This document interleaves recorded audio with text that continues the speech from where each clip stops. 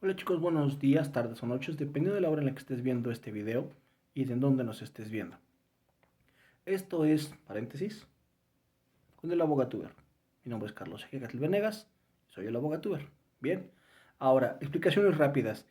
La sesión pasada que estuvimos comentando sobre derecho romano y derecho anglosajón, hablábamos de el derecho anglosajón que tenía que ver con adelantarse y poder legislar tal vez desde antes en algunos casos, y que el derecho romano se tiene que ir adaptando poco a poco a lo que va surgiendo.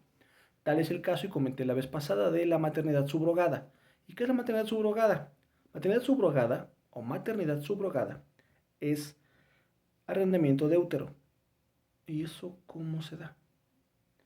Una pareja no puede tener un bebé porque no hay manera de que se mantenga ese cigoto dentro del útero de la mujer. Primer punto. Por 20 circunstancias distintas. Problemas genéticos, problemas biológicos, por X o Y circunstancias. Entonces, ese cigoto ya fecundado se va a poner en el útero de otra mujer. Hay un caso muy comentado, que es el de Sofía Vergara. El último hijo de Sofía Vergara no lo parió Sofía Vergara. Ella y su marido fecundaron el óvulo y contrataron una madre subrogada, que fue quien se embarazó o que fue quien cuidó de ese bebé hasta que nació. Eso es un caso muy conocido, de lo que es subrogación de maternidad o arrendamiento de útero. Esto es en ese punto. Ahora, comentábamos también, o comentaba yo con ustedes, la onda de que el derecho va caminando y muchas veces pasan las cosas primero y después lo vamos reglamentando, como cuando llegaron las transportación por aplicación, Uber, Didi, Cabify y todos los demás. Bien, entonces ahí es como el derecho se va caminando y el derecho mismo se va regulando o va generando nuevas regulaciones de cosas a las que te tienes que ir adaptando. Bien, ahora, esa parte es hasta ahí el paréntesis con el abogatuber. Bien, pero voy a poner un punto más en la discusión o en la plática. ¿Por qué? La semana pasada, hoy es 20 de abril del 2021, la semana pasada se puso un punto de acuerdo o se culminó a una reforma para que el presidente de la Suprema Corte de Justicia de la Nación estuviera otros 2 años aparte de su periodo normal, o sea, no 4, sino 6 años. Bien, ahora, resulta que a raíz de esta ley o a raíz de esta iniciativa de ley que se quiere poner en el Senado, la derecha empieza a gritar y empieza a tener condiciones como ya somos una dictadura, ¿no? Entonces, vamos aquí, ahí es donde entra el abogatuber versión profe. Dice la Real Academia de la Lengua Española que un dictador es una persona que abusa de su autoridad o trata con dureza a los demás. En la época moderna, esta persona que tiene o recibe todos los poderes políticos y se apoya generalmente en la fuerza y los ejerce sin limitación jurídica. Aquí, así, o sea, debe tener todo el poder y aparte debe de apoyarse en la fuerza. Dice, entre los romanos existía un magistrado supremo y temporal que se denominaba en tiempos del periodo de la República. Cuando la República Romana tenía un riesgo o estaba en peligro, entonces un magistrado era investido con todo el poder para ejercerlo dentro de la República. Pero para poder ejercerlo necesitaba ciertas condiciones. No era nada más un cheque en blanco. Tenían que definir y delimitar qué acciones y o qué funciones se van a conjuntar dentro de el dictador. Bien, otra. El poder del dictador solamente duraba 6 meses. Es que después lo hicieron más grande. La lex romana, decía que el dictador tendrá un poder N por 6 meses. Si lo modificaron, fue cuestión aparte. Bien, ahora, esto en cuanto a la definición de qué es una dictadura. Pero haciendo un ejercicio pedagógico y metiéndonos a buscar un poquito más, siendo un poquito más analíticos, encontramos, entre otras cosas, o encontré, entre otros, una definición que maneja Santa Wikipedia.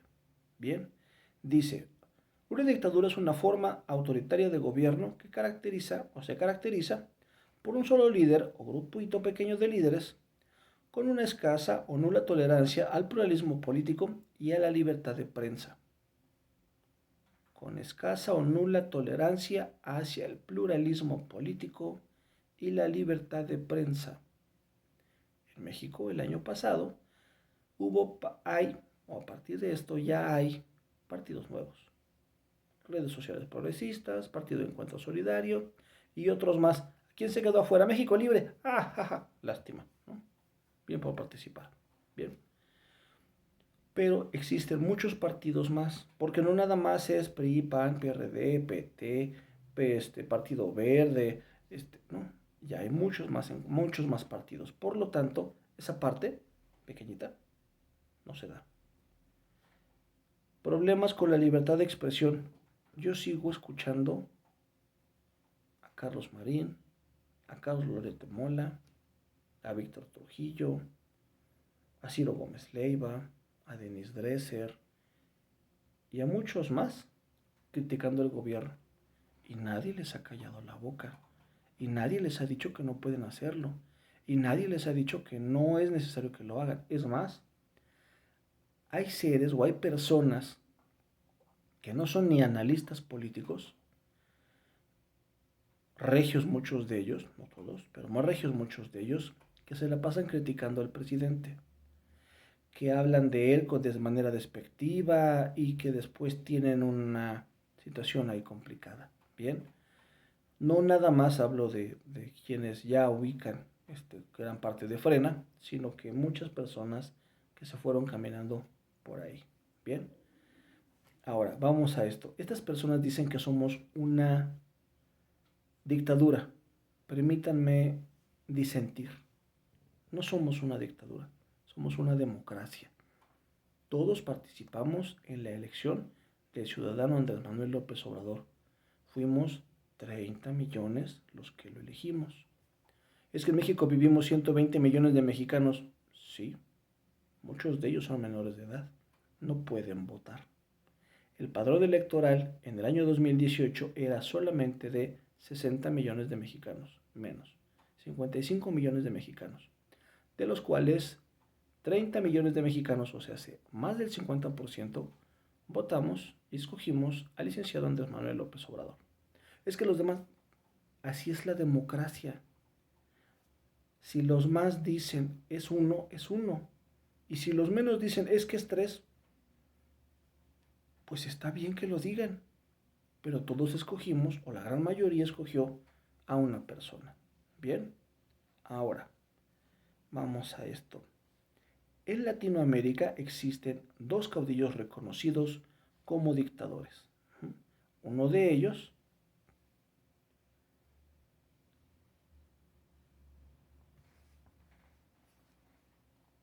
es Juan Manuel de Rosas. Esto es en la Argentina. Bien, él decía que él tenía un poder personalísimo.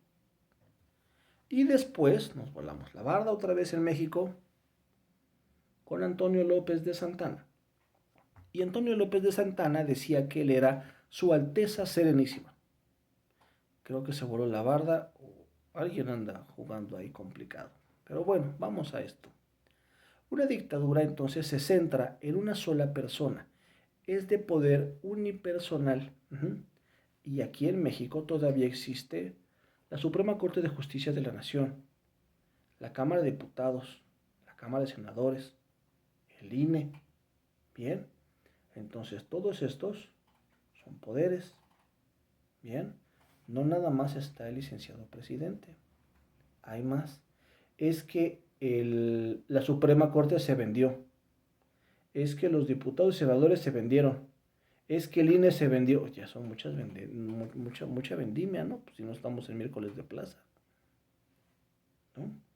O sea, cuando no va contigo o con lo que tú dices, entonces todo el mundo se vende, ¿no? Son convicciones y cada uno tiene su propio poder, cada uno tiene su propia manera de hacer las cosas. Bien, ahora, hay un punto importante en todo esto que quiero resaltar. En algunos chats con algunos abogados de la Ciudad de México y o del Estado de México, me encuentro voces que dicen, es que ya somos una dictadura. Espérame tantito, porque se supone que tú sabes que es una dictadura, porque lo vimos en Derecho Romano en el primer año de licenciatura. Por lo menos los que estudiamos en la Universidad Nacional Autónoma de México, que llevamos Derecho Romano, que aparte algunos profesores hacían la clase muy complicada, vimos cómo se hace y a qué se le llama dictador. Tengan cuidado con llamar a las cosas por nombres que no les corresponden. Compañeros abogados, una invitación a que revisen su diccionario de derecho. Bien, el mío es el de Rafael de Pina. Y aquí dice, el diccionario de derecho, ¿qué es un dictador? ¿Y qué es una dictadura? ¿Qué es un dictador y qué es una dictadura? Bien, los invito a que se revisen los libros que ya tienen. Bien, revisa tu libro de derecho romano. Vas a encontrar varias cosas que la gente dice que no se llaman de esa manera. Pero como abogado estás obligado a no hablar si no se reúnen las características de, porque entonces te estarás engañando a ti y estarás engañando a los demás. Y eso no se puede hacer. Y eso no se vale. ¿Ah? Entonces, después, y para seguir con este tema, las dictaduras se implementaron en América del Norte, en América del Sur, después de los años 70 del siglo XX. Entonces, entre estas tenemos Alfredo Stroessner, desde 1954 en Paraguay, llega después de un golpe de Estado. En Bolivia, Hugo Banzer llega al poder en 1971 después de un golpe de Estado. Augusto Pinochet se vuelve dictador de Chile desde 1973, desde el 11 de septiembre de 1973 hasta 1987, después de un golpe de Estado.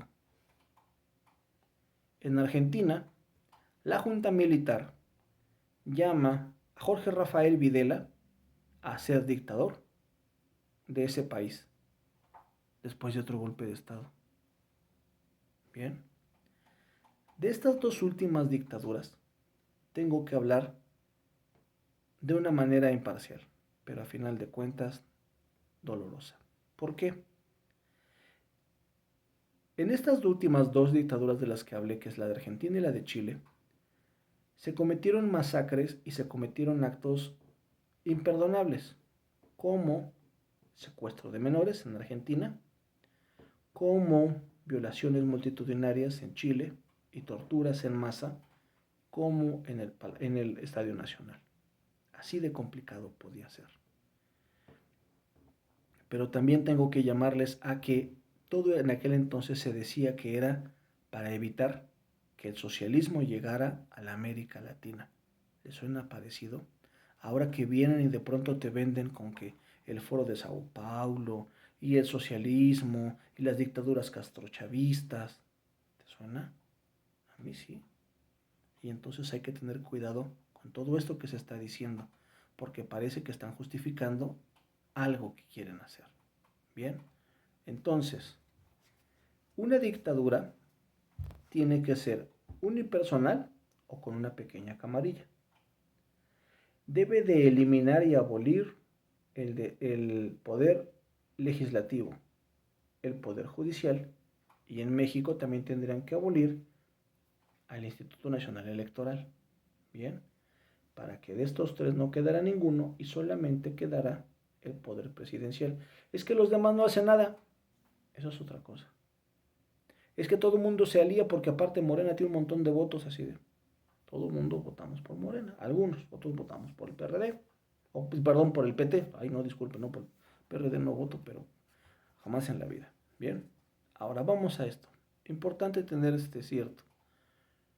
No es una dictadura, es la evolución de un proceso de empoderamiento del pueblo. Pero tengan cuidado.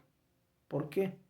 Podemos volver a tener escenas como esta si permitimos que esas gentes se sigan llenando la boca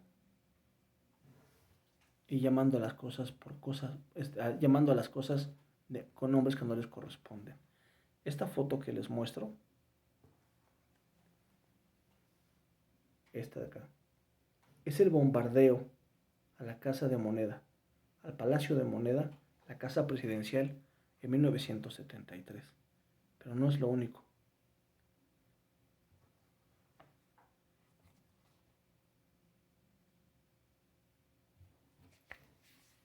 Así era como se mantenía presas a las personas en el Palacio Nacional en Chile, en el Estadio Nacional en Chile.